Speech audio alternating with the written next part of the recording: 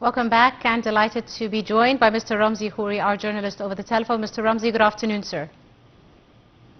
Good afternoon, MC. Apologies for the technical difficulties with our phone lines, and let's talk a bit about the recent reports by the United Nations World Food Programme saying that all the food stocks have now been depleted in war-ravaged Gaza, where Israel has now blocked all aid for more than 7 weeks, and this, of course, is politically motivated starvation. How do you see this dire situation on the ground, Mr. Ramzy? Well, the situation is extremely dire, and it was purposefully done.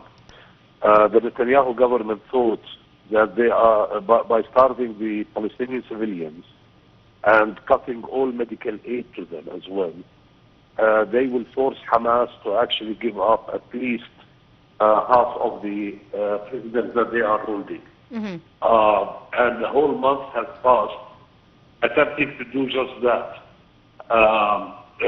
Gaza is now out of food, out of medical supplies. And but Hamas is not doing that for the simple reason is that if they do that, then the card of the prisoners that the Israelis call hostages is gone down the drain, and then Israel can continue to occupy Gaza at its leisure.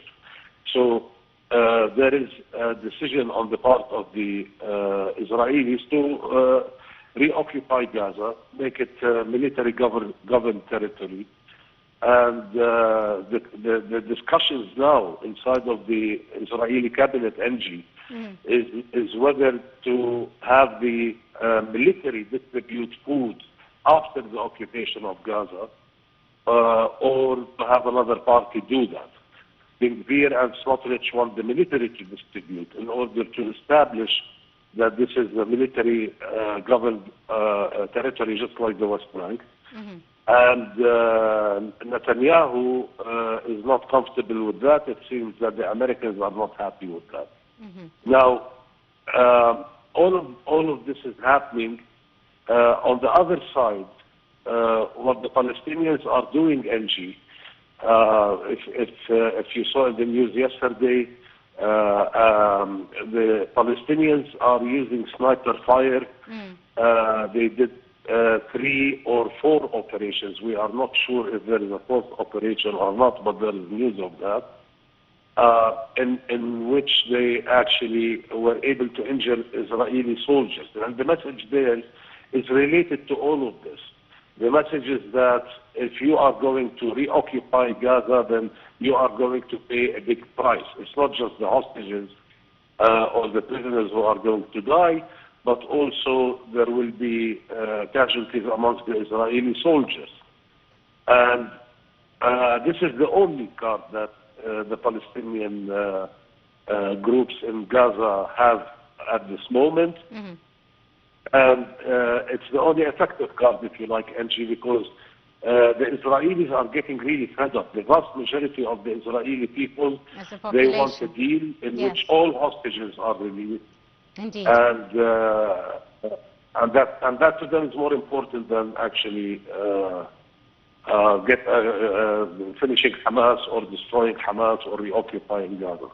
Mr. Ramzy, now, as our video is also showing, the stockpiles and all the food stocks have finished, and the head of the World Body Palestinian Refugee Agency said that this is politically motivated starvation, saying that that they've provided the last food assistance that they had, and kitchens are expected to fully run out of food in the coming days. Also, Philippe Lazzarini has said that this is a man-made crisis, and he said that the Israeli government continues to block the entry of food and other basic needs and supplies. What are your expectations? What will happen on the ground if this situation continues? As we are seeing warnings in the next few days, there will no longer be any food available for the people in Gaza. We're going to see a large number of civilians getting killed by starvation, but also by lack of medical supplies and by spread of disease. So this is what's going to happen. And notably, Donald Trump, the U.S. president, came out yesterday saying that he had called Netanyahu and in order to discuss the entry of food and medical supplies together, and Netanyahu is amicable to the idea. Now, the problem that Netanyahu has, and usually Netanyahu buys time, so he would probably allow food supplies to come in together in small quantities in order to buy more time. But he has a very big problem with Smotrich and Ben-Gvir, who basically have declared that any food that goes into Gaza will mean the dismantling of the government, and in 3 months' time there will be elections in Israel. Elections that nobody will win. None of these people will win the elections, by the way. The polls show that Netanyahu would lose, and so definitely would Ben-Gvir and Smotrich. But this is basically the knife at the neck of Netanyahu that Smotrich and Ben-Gvir have. And Netanyahu is much more concerned about his government and his well-being. The minute that he is out of government, he will be prosecuted for corruption, etc. And he is extremely worried about that. So to him, priority is to stay in government. What he needs to do now is to find a way to convince Smotrich and Ben-Gvir to allow food to come in, at least in some kind of temporary, unstrategic, tactical level,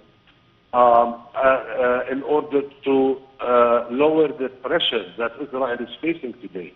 Because the Americans are getting really fed up with this. Absolutely. The Europeans are, the whole world is getting really fed up with Indeed. this. It is no longer an acceptable situation. I'm afraid that's all the time I have. I'd like to thank you very, very much, Mr. Ramzy Khoury, our journalist and our guest.